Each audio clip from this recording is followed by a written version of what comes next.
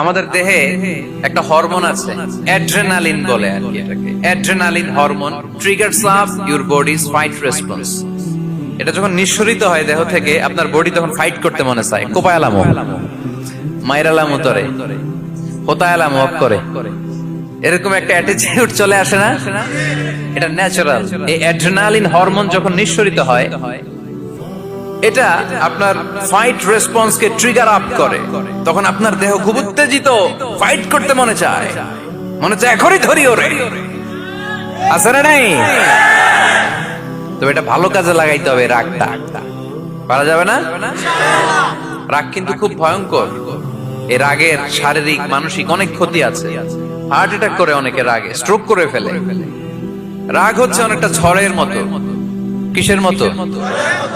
ঝড় যেমনি একদিক থেকে এসে সব লন্ড ভন্ড করে দিয়ে অন্য দিক দিয়ে ছুটে চলে যায়,